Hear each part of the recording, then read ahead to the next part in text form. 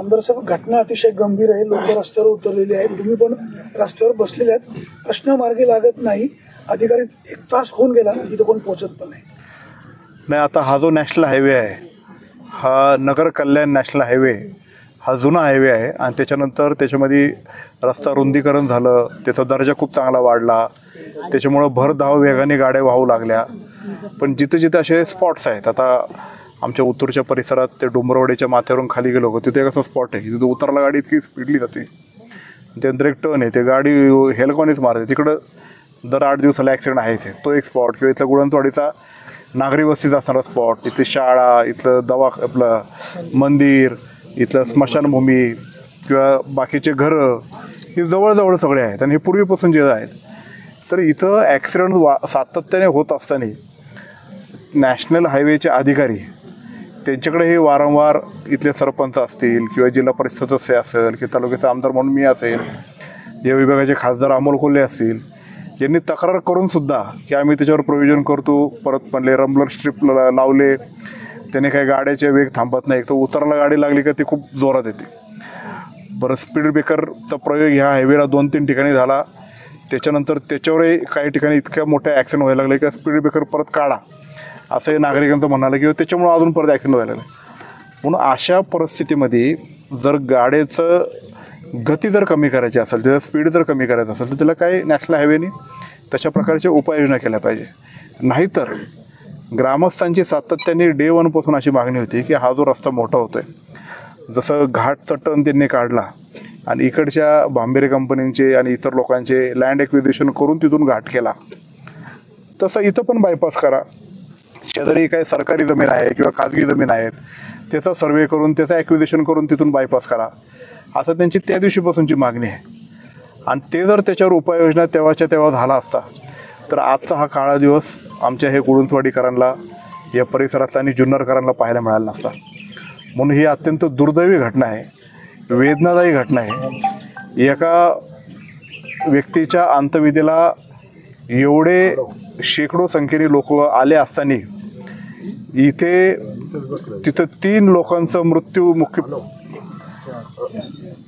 4 जागेवरती 3 जण गेले. स्पीकर ऑन करा म्हणतात सगळेजण. स्पीकर ऑन करतो, पत्रकार आहेत सगळे. हो, 1 मिनिट. हॅलो.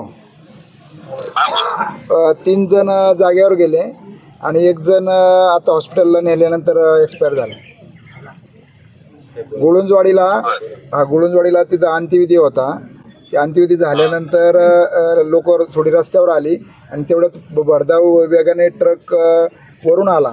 तर तो ट्रक चालक, शक्यता सगळ्यांचं म्हणणं असं आहे का तो किन्नर चालवत होता आणि त्यांनी त्या गाड्या पण उडवल्या. ते 3 जण जागेवर गेले. त्यातलं 1 लहान मुलगा आहे, 1 लेडीज आहे आणि 1 पुजारी आहे. हो. आणि 1 मिनिट, आमदार साहेब काय म्हणतात? हा, डॉक्टर साहेब नमस्कार, मी अतुल बेनके बोलतोय. इथं मैतीच्या वेळेस ना लोक जमली आणि हा एकदम ॲक्सिडेंट स्पॉट आहे. इथं वारंवार ॲक्सिडेंट होतात. नॅशनल हायवेच्या अधिकाऱ्यांना इथल्या लोकांनी पण तक्रार केली, मी तक्रार केली, मागे तुम्ही ही तक्रार केली होती. पण त्यांनी उपाययोजना करायची म्हणून रंबलर स्ट्रिप्स केल्या, पण त्यांनी काय उपाययोजना झाली नाही. कारण ते घाटावरून इतका मोठा उतार आहे आणि तिथून ट्रक एवढ्या मोठ्या जोरात आले की इथं ते गावात एकदम कंट्रोल होत नाही. म्हणून एकतर गती कमी करण्यासाठी एकतर उपाययोजना म्हणजे शॉर्ट टर्म म्हणून करणं गरजेचं आहे. दुसरी गोष्ट अशी आहे की त्यांची डे 1 पासूनची मागणी आहे, 2014 सालापासून, की ह्या गावाला बायपास करण्यासारखी एक प्रोव्हिजन आहे, तिथून बायपास झाला पाहिजे. आता हे गावकरी सगळे जे रस्त्यावर बसलेत, आम्ही सगळे इथं सगळेच पक्षाचे नेते मंडळी तालुक्यातले इथं बसलेले आहेत. आमची मागणी तीच आहे, आम्ही पण त्या अधिकाऱ्यांशी बोलू की इथं कुठे बायपास करण्यासाठी. हो, तुमचं प्रोजेक्ट डायरेक्टरांशी बोलणं झालंय का?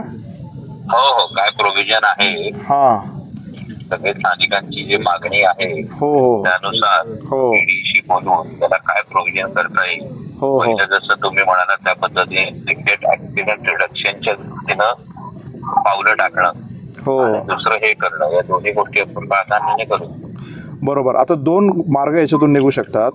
एक तर बायपासचं प्रपोजल करून त्याचं लँड ॲक्विजिशन करणे, पण त्याला आता 6 महिने वर्ष जाणार. पण तोपर्यंत इथं आता लगेच ऑन इमिजिएट नोट इथं आपल्याला या वरतून जे हे येतात गाड्या येतात त्याची गती कमी करण्यासाठी आता इमिजिएट आज कुठल्या तरी कॉम्पिटंट अधिकारी निर्णय घेतला पाहिजे, त्याचं रायटिंगमध्ये इथं दिलं पाहिजे, म्हणजे जेणेकरून हे लोकांचं जरा म्हणजे समाधानतर होईल. म्हणजे दुःख तर काय हलकं होणार नाहीच आहे, पण काहीतरी व्हायला पाहिजे ना.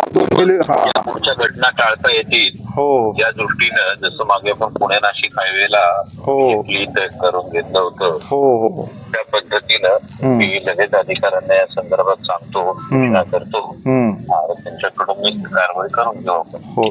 आणि दुसरी एक गोष्ट, जे काही मृत लोक पावलेत त्यांना गव्हर्नमेंटने कॉम्पेन्सेशन करायचं अशी त्यांची भावना आहे. मी पण ती मागणी करणार आहे. तर उद्या ते डीपीसीची मीटिंग आहे, तुम्ही येणार आहे का तिथं? म्हणजे आपण एकत्रित अजितदादाकडे मागणी करू. हा डीपीसीला या, म्हणजे आपण दोघं एकत्रित पालकमंत्र्यांना पण सांगू.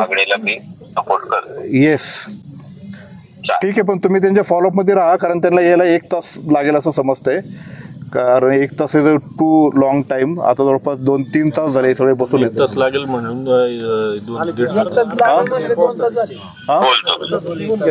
हा झाला ना. हो ठीक आहे ठीक आहे. आणि ते आले का परत एकदा फोन लावतो, मग आपण सगळे जॉईंटली बोलू. मला परत फोन. ओके धन्यवाद. धन्यवाद.